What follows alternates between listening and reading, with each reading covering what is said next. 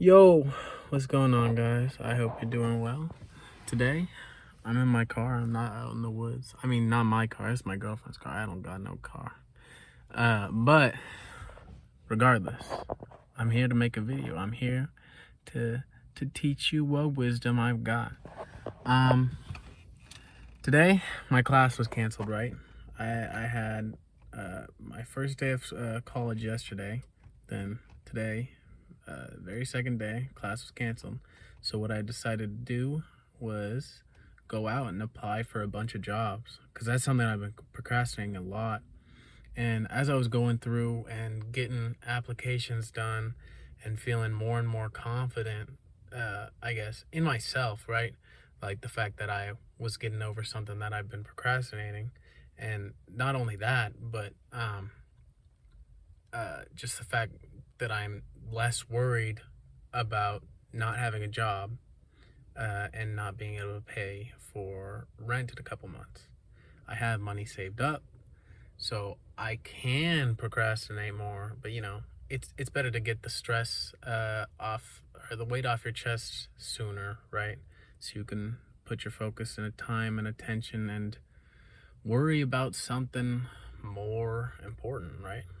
I don't want to worry about, oh, I can't get a job. I want to worry about, I don't know, I want to be able to focus and read about mental health like I've been doing, right? Like I want my attention there. There's different levels of worries. Some worries take control, like, oh, I need, like money worries. Even if you're the type of person to think, like I am, I'm the type of person to think, oh, I don't need money. I'm happy with just simple things, right? I don't need luxury, but at the same time, I do need a place to live. So money can cause worries, even if you think that you're above it. And so that worry, knocking that worry out of the way is really helpful for me. And I feel like it's a good lesson in general. Like as I was getting through these tasks, watching the progress I was making, it increased my confidence in my abilities to get shit done that I didn't want to do, and increased well, I guess that increases your discipline as well. But like I said, it gets a lot of stress off your chest, even if it's not something big like applying for jobs, not something like a big problem like you need a job, right? That's a generally big worry, and I'm not trying to make it seem like that's the point here that I'm trying to make. It's more, any worry that you get off your plate is going to make a pretty big difference.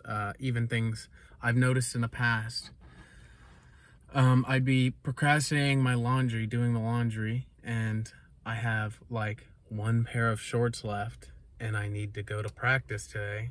So what the hell am I gonna wear when I'm done with practice, right? So I have that worry in my mind, and then I just get up and do the laundry when I don't want to, when I'd rather.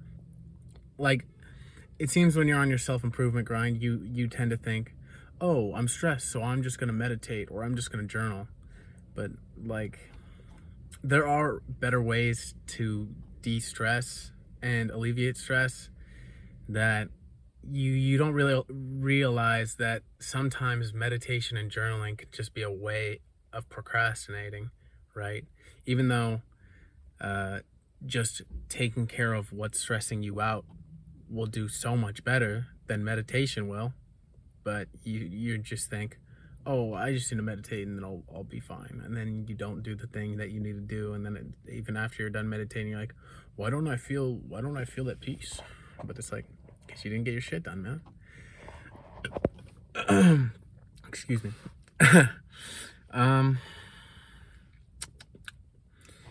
Yeah, I guess I just think you feel better when you don't have things to worry about. And that sounds like the most obvious statement in the world, but me from a couple days ago, when I was procrastinating, would be like, he would agree with that, but he wouldn't have the experience to back that knowledge, which doesn't mean as much when you have, what is it? I was watching a YouTube video that the guy he phrased this really well. It was that when you hear something and you agree with it, but you don't quite understand why, or you don't understand through experience, and it's just like, well, yeah, clearly that's true, right? You understand through intellect, right? You what is it? You have the information, but you don't have the wisdom behind it. So even though the things I'm saying seem really obvious,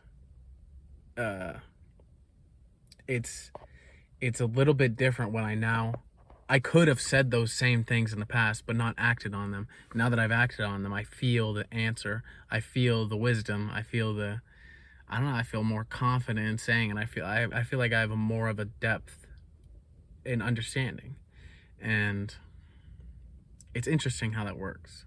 You could say the same thing with very different understandings of that same thing, like different levels of depth. You could pretend to be a wise person, and it's just not the same. It's not the same. You could say wise things, you could say whatever fact or whatever, I don't know. It's just not the same. I can't quite articulate it, and maybe I'll work on that. I'll probably journal about this a little more sometime later, because it is weird how that works. I mean, I'm not. Maybe I just need to move on, because I'm not giving you guys much to think about, because you guys can't see the thoughts that are going on through my head, huh? The video that I watched the other day was talking about how articulation is much different from the actual thoughts that you have in your head. Like, say you're daydreaming and you're thinking about something you read about, right? And or something you learned through experience, and the thoughts aren't really in language. They're not really words. They're kind of just maybe pictures or ideas, but you don't think in words. So I feel like when you journal, or just like what I do, record YouTube videos about like just what I'm thinking about, and putting ideas into words, it's a really good practice for improving your communication skills, which is part of why I do it. I obviously, the other part is I want to help you guys along in your self-improvement journeys, but part of it is self-serving. I do want to improve my capabilities. So I'm not a completely selfless man. I don't think anybody is. But I think I'm going to cut it there. I don't got much to say today. I do have some stresses on my mind. I got to get some shit done. So it's harder to organize my thoughts. But I hope you guys learned something from this video. Stop procrastinating. Get your homework done right when you get assigned it. Go apply for jobs if you need a job. Do your fucking laundry if you need to do your laundry. These thoughts, these like worries are subconscious. Even if you're not thinking about them consciously, it makes it so you have more stress in general. And so you might be worried about something else that's more particular to the moment that you're in, but a lot of that worry, the magnitude of that worry, comes from these subconscious worries that you aren't even aware of at that particular moment. So you can't let them stack up. You really just got to get shit done as it comes. I forget which philosopher it was that set a rule for themselves that whenever something is on they use a table rather than a desk, because when they get something, I don't know, like a tax form or something, or a letter from someone that they need to respond to, it'll be just right on the table. They can't shove it into a drawer and hide it, and they'll get it out of the way faster. Their goal is to get shit out of the way as soon as it comes, so you can start thinking about other things. And I think that's really valuable. I think that's more valuable than practices like meditation and journaling can be often. As much as those things have helped me and they've gotten me to realize this kind of conclusion, I feel like just getting your shit done is it's just, it's so good for your mental health. Like, I'll always see people that don't meditate or journal or read, and they'll seem really, I don't know, they'll seem really mentally healthy. They'll seem really well put together. And I'll think, dude, how are they almost as well, like, articulated as me when I'm doing all these things to improve my mental health, my articulation, my communication skills, like meditating, journaling, reading. But I'm almost, it almost seems as if I'm more anxious than them. But there's so much more to it than that. If you just use meditation and journaling and reading as ways to procrastinate what you really should be doing and getting out of the way, things that are in alignment with your goals, then you're gonna be stressed if you're avoidant. So learn something from the people around you that aren't into self-improvement and are still happy and healthy, because they clearly have something right too. Just because they're not doing or not watching all these YouTube videos that you watch or reading all these books that you read doesn't mean they don't know what they're doing. Doesn't mean they're not happy. Doesn't mean they're not healthy. Doesn't mean they're not smart. There are other ways to clear your mind and find peace. So keep that in mind. I got to keep that in mind way more. I feel like I get a really big ego. Not a really big ego, but my ego is definitely not as low as I want it to. I notice I'll often think, like, I don't know, someone will say something like, who reads, dude? Why do you read? When I say that I read or something, and I'll think, oh, this guy's an idiot. I'll think poorly of him, even though, like, I can clearly tell the guy is smart and he knows what he's doing. He's a hard worker. Why does my ego say things like that?